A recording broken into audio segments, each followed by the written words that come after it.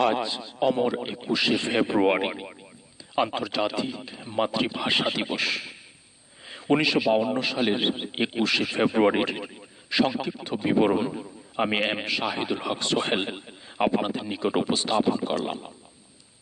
আমার ভাইয়ের রক্তে রাঙানো 21শে ফেব্রুয়ারি আমি কি ভুলিতে পারি?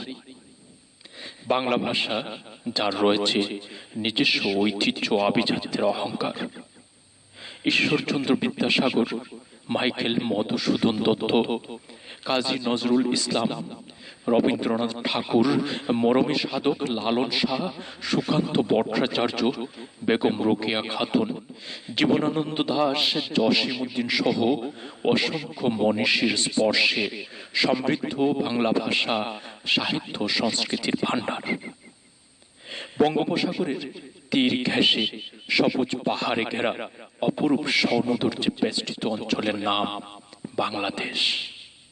1947 সাল ভারত বিভাগের পর পাকিস্তান স্বাধীন রাষ্ট্র হলেও পূর্ব পাকিস্তান, আমাদের আজকের বাংলাদেশ, বরাবরের ন্যায় অবহেলিত রয়ে যায়।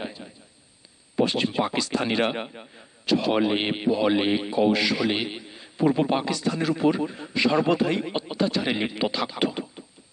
তারা প্রথমেই আঘাত আনল বাঙালির মাতৃভাষা বাংলা ভাষাতে। আমাদের মাতৃভাষা বাংলা ভাষাতে পশ্চিম পাকিস্তানিরা যখন ধীরে ধীরে আঘাত আনতে শুরু করলো, তখন ভাষাবিদ ডক্টর মোহাম্মদ শহীদুল্লাহ বললেন, বাংলাদেশের কোর্ট ও বিশ্ববিদ্যালয়ে উর্দু বা হিন্দি ভাষা গ্রহণ করা হইলে ইহা রাজনৈতিক পরাধীনতারই নামান্তর হইবে। এমনকি তৎকালীন গণপরিষদ সদস্য ধীরেন্দ্রনাথ দত্ত গণপরিষদে প্রস্তাব দিলেন, বাংলাকে গণপরিষদের ভাষা হিসেবে অন্তর্ভুক্ত করা হোক। কিন্তু পশ্চিম পাকিস্তানিরা বাঙালির সব যুক্তি ও দাবি অগ্রাহ্য করে। এতে ছাত্র ও সাধারণ জনগণ বিক্ষুব্ধ হতে থাকে। 1948 সালের 11ই মার্চ সারা দেশে বাঙালিরা বিক্ষুব্ধ হয়ে পালন করল প্রথম রাষ্ট্রভাষা দিবস। তখন বিক্ষুব্ধ ছাত্র আন্দোলনের মুখে পূর্ব বাংলার মুখ্যমন্ত্রী খাজা নাজিমউদ্দিন বাংলা ভাষাকে রাষ্ট্রভাষার অন্যতম ভাষা হিসেবে মেনে নেয়ার অঙ্গীকার করলেন।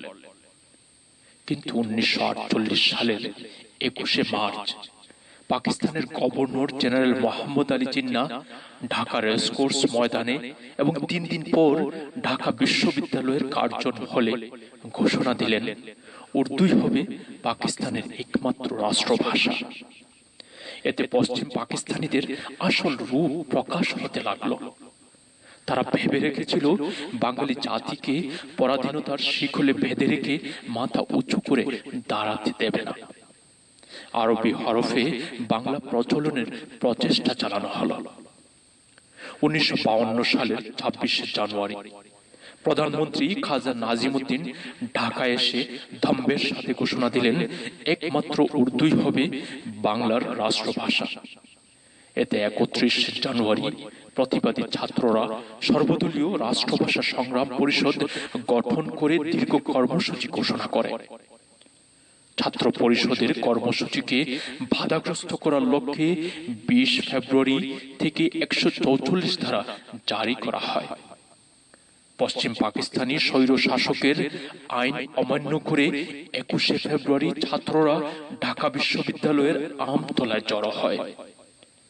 রাষ্ট্রভাষা বাংলা চাই, উর্দু মানি না, মানব না, আমাদের দাবি মানতে হবে, এমন মিছিল ও স্লোগানের দাবিতে তারা খণ্ড খণ্ড হয়ে নেমে আসেন রাজপথে। মাতৃভাষা বাংলার দাবিতে ছাত্রদের মিছিলের উপর তখনকার পূর্ব পাকিস্তানের মুখ্যমন্ত্রী নুরুল আমিনের নির্দেশে ছাত্রদের উপর গুলি চালানো হয়। মাতৃভাষা বাংলাকে পশ্চিম পাকিস্তানিদের হাত থেকে বাঁচাতে গিয়ে রাজপথেই শহীদ হন আব্দুল জব্বার, আব্দুল সালাম, আবুল বরকত, রফিকুদ্দিন আহমেদ, শফিউর রহমান সহ নাম না জানা আরো অনেকে। আমরা তাদের রূহের মাগফিরাত কামনা করি। 1999 সালের 17 নভেম্বর জাতিসংঘের শিক্ষা, বিজ্ঞান ও সংস্কৃতি সংস্থা ইউনেস্কো 21 ফেব্রুয়ারিকে আন্তর্জাতিক মাতৃভাষা দিবস হিসেবে বিশ্বের দরবারে স্বীকৃতি দেয়, যার ফলে এখন 21 ফেব্রুয়ারি আন্তর্জাতিক মাতৃভাষা দিবস হিসেবে পুরো বিশ্ব পালিত হয়।